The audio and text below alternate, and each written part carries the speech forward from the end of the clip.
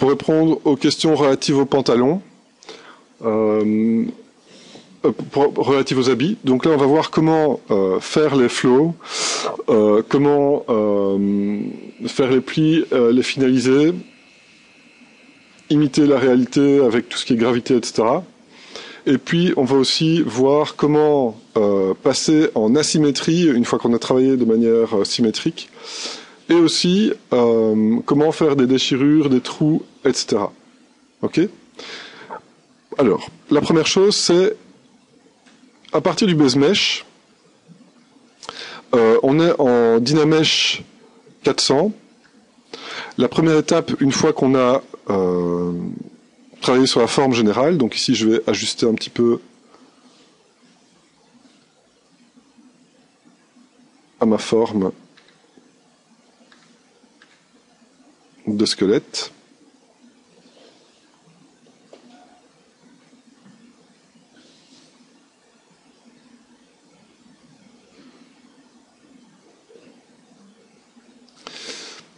Une fois que votre forme générale est faite, la première chose à faire, c'est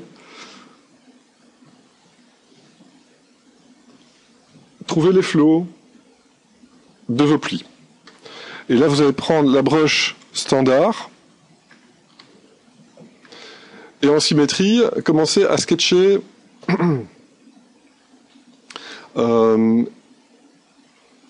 sketcher les zones. Alors, sketcher les flots. Alors pour ça, vous allez déterminer plusieurs zones. Il y a des zones qui vont être des zones de tension. C'est là où le tissu va être tendu. En général, c'est au niveau des genoux, au niveau des fesses, ok, au niveau des épaules, au niveau des coudes, etc. Et vous allez avoir des zones de compression. Ça, c'est où le tissu va être comprimé. Et ça, ce sera par exemple à l'arrière du genou, en bas du pantalon, imaginons qu'il ait une botte, ben, la botte va arrêter le pantalon et donc il y aura une compression ici. Et il y aura des plis donc de pincement, ben, là c'est où le pli est enserré, par exemple ici au niveau de l'entrejambe.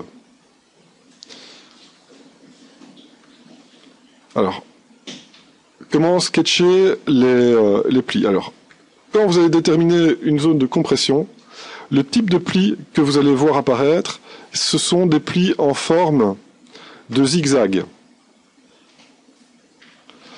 Le pli en forme de zigzag, avec un angle aigu et très fermé,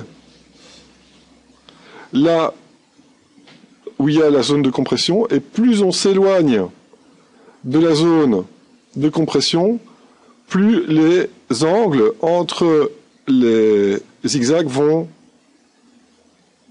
s'ouvrir. Ok ? Et là on sketch.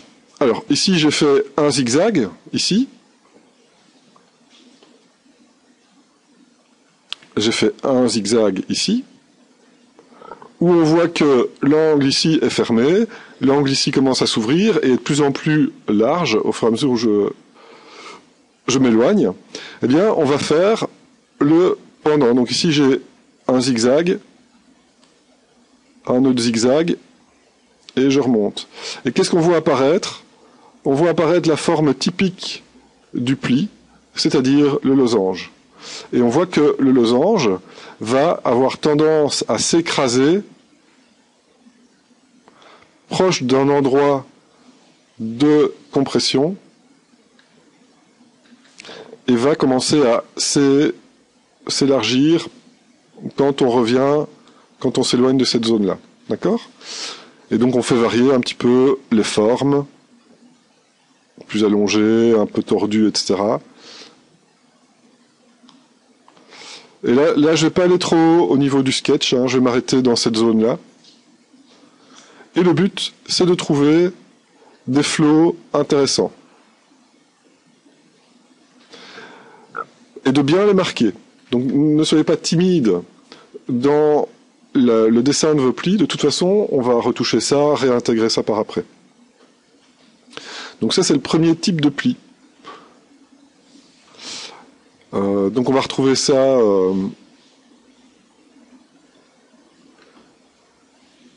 on peut retrouver ça ici aussi avec la jambe qui arrête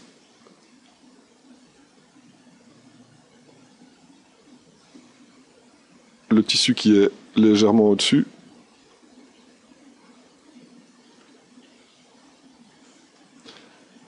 Alors, si vous n'avez pas du tout d'idée, vous observez des images où vous observez vos propres habits. Et vous essayez de retrouver ces formes-là.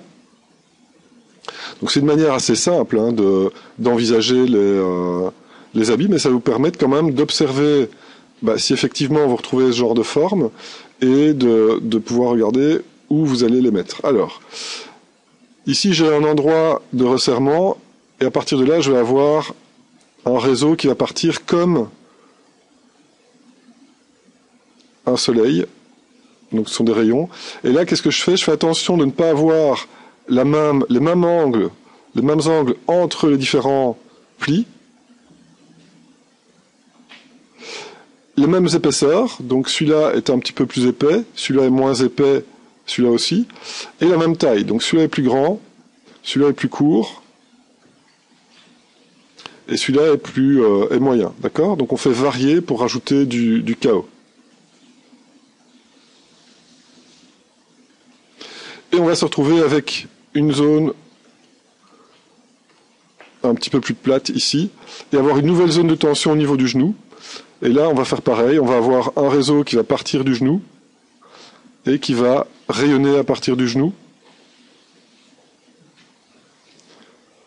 Et on ne va pas avoir de pli sur le genou pour que, une fois qu'on plie ce genou, eh bien, il n'y ait pas de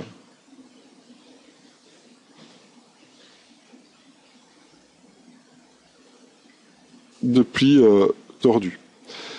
Et ensuite, on fait réagir les réseaux les uns avec les autres. Ici, pareil, je vais avoir un écrasement au niveau de la géométrie avec le pli à l'arrière du pantalon. Et là, je vais essayer de récupérer des formes à partir des autres réseaux.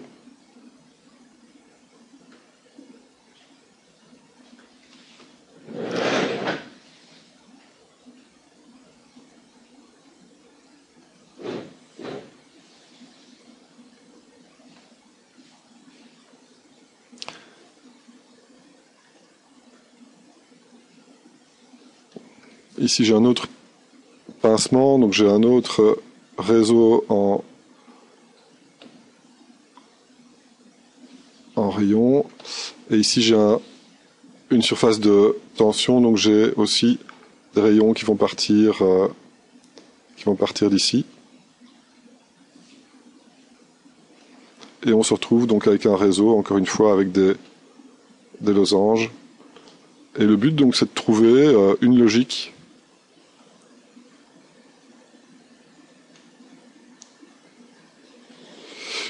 dans tout ça.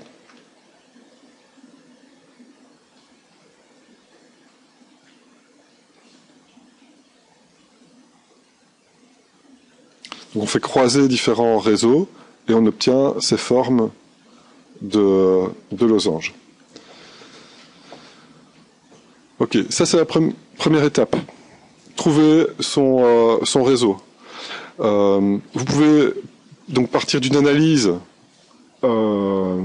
qui est proche de l'analyse du dessin. Donc si vous avez l'habitude de dessiner des plis, vous aurez plus de facilité pour les sculpter.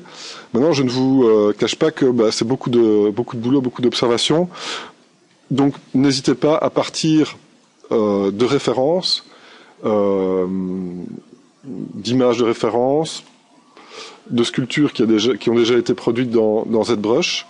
Ça peut être des photos dans les magazines de mode, mais ça peut être aussi, et quelqu'un l'a fait dans une autre classe, ça peut être une simulation dans Marvelous Designer si vous voulez utiliser Marvelous Designer. Alors je vous demande de ne pas réutiliser le mesh tel quel, mais de vous en inspirer pour trouver les bons flows.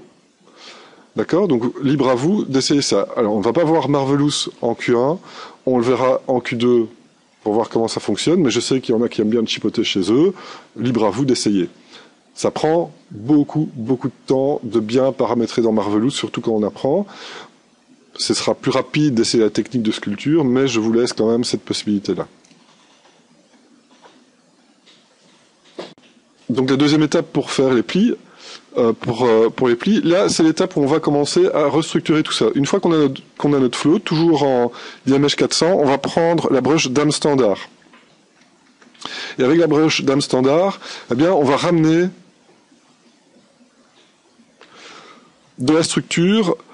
Et regardez ici par exemple, j'ai mon losange, je viens bien créer la forme du losange, et puis à l'intérieur, je viens creuser pour faire la pliure au creux du losange. Surtout quand le pli est très aigu, très plié sur lui-même, eh bien on va avoir un beau renfoncement ici. Et c'est comme ça qu'on va bien travailler sur les volumes des plis et avoir de belles accroches au niveau de des lumières, etc. dans le résultat final. Et on retrouve ces plis qui font des tours autour du mèche. Alors il y a certains endroits où la jambe qui est sous le pantalon, eh bien, ne va pas permettre de faire cet edge ici, et là, on fera attention de ne pas le marquer. Et là, on voit aussi que le losange peut prendre des formes très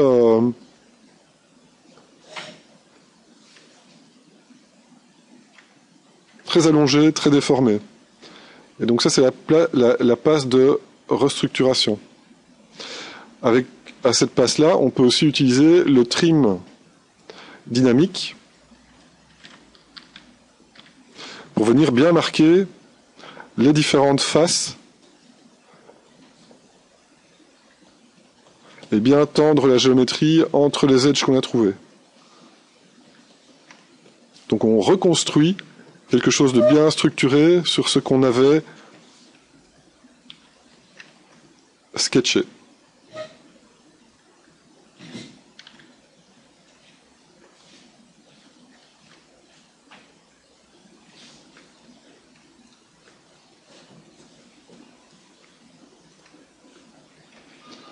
Alors, je vais aller assez vite pour la suite, pour pouvoir vous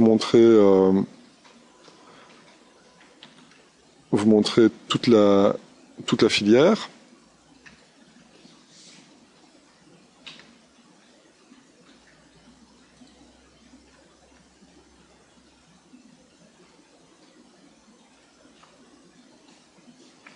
N'ayez pas peur du manque de résolution, puisque vous allez voir que quand on va revenir à quelque chose de smooth, eh bien, le fait de rajouter juste une subdivision sur ce qu'on a structuré, ça va déjà à nouveau tout réintégrer correctement.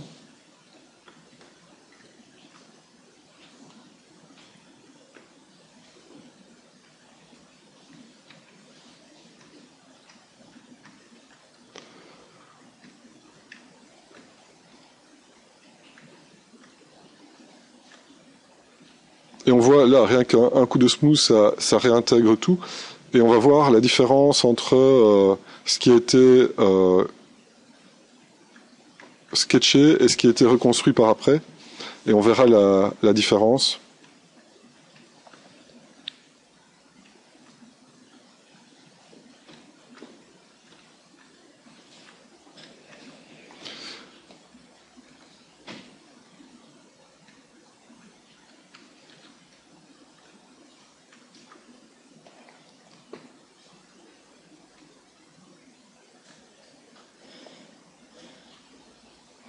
Ok, donc phase de structuration, c'est la deuxième étape.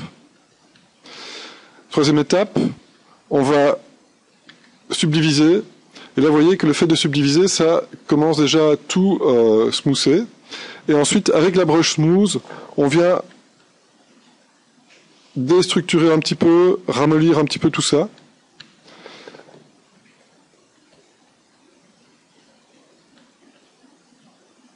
Pas partout, on peut laisser certains endroits plus marqués, surtout là où c'est très serré, par exemple là à l'intérieur du pantalon.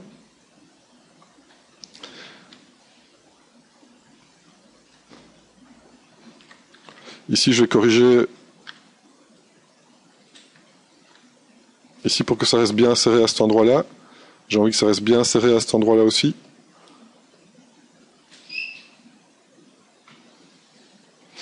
Ok. Et là, qu'est-ce qu'on voit?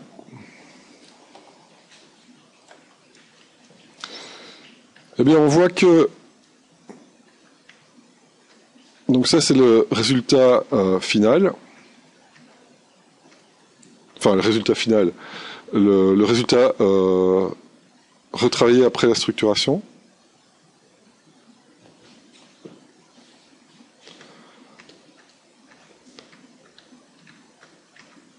Et ça ici, c'est le sketch des plis sans structure. Qu'est-ce qu'on voit? Eh bien, on voit que ici, grâce à la structuration, on voit des ombres beaucoup plus nettes et des... ici, c'est les mêmes formes, mais beaucoup moins précises, étendues et sharp, etc. Donc c'est vers ceci qu'on va aller.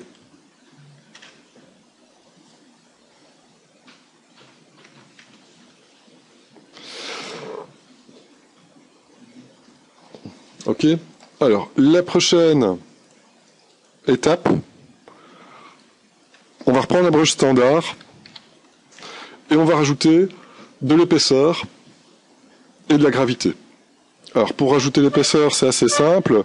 Les zigzags qu'on a fait, souvenez-vous, eh bien, on va les souligner avec la broche standard pour rajouter l'épaisseur du tissu qui se plie.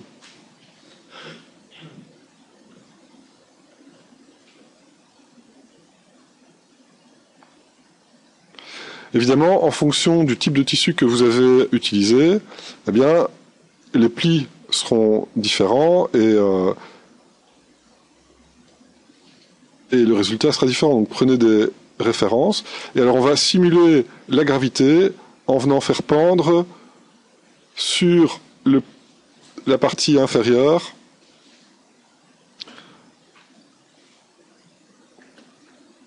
donc les parties inférieures des plis, on va les faire pendre légèrement.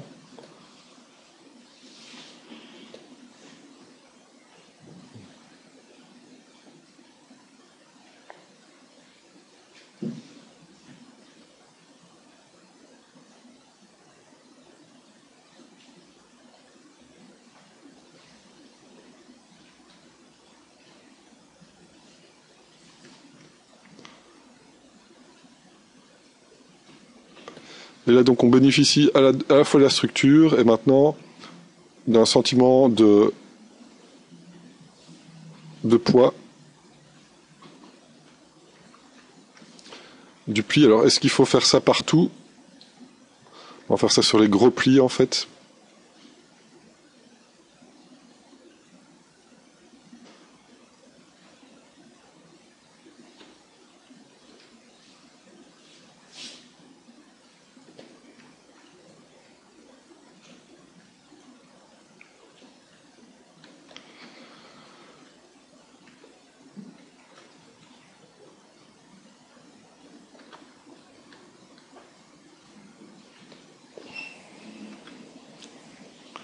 D'accord. Et donc, pour la dernière partie des plis, on va dire de base, sans déchirer, etc., pour les habits de base, eh bien, on va rajouter encore une subdivision et on va faire tout ce qui est couture, ourlet, etc. Donc, je prends un brush dame standard. Au niveau du stroke, je vais activer le lazy mouse avec un radius de 30.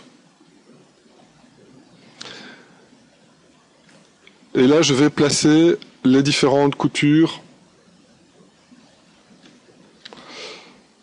en réglant la taille et l'intensité.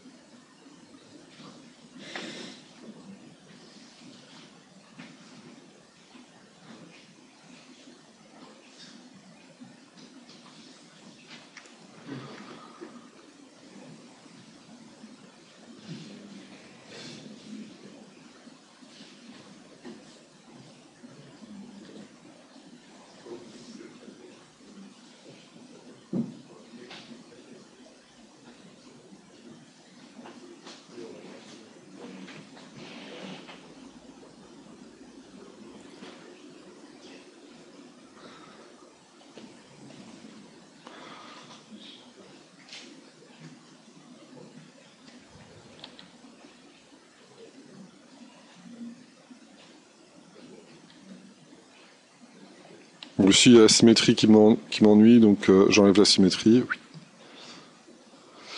Ok, donc les coutures, et avec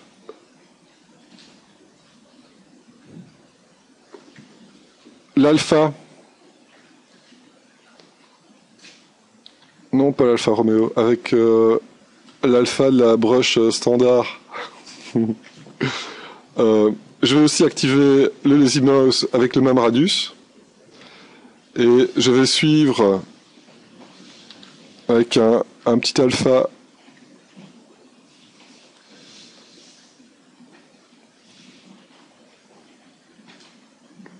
suivre la forme de la couture. Alors ici je vais prendre le côté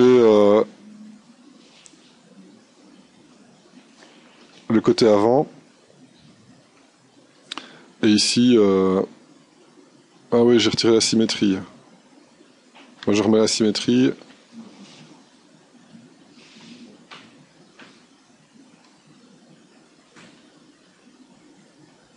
Voilà.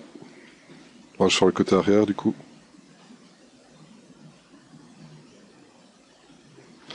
Voilà.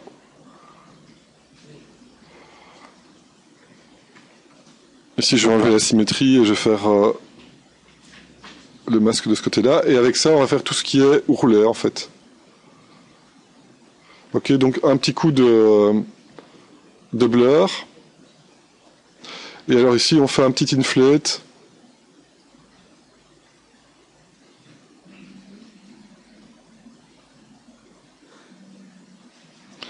Un petit inflate léger.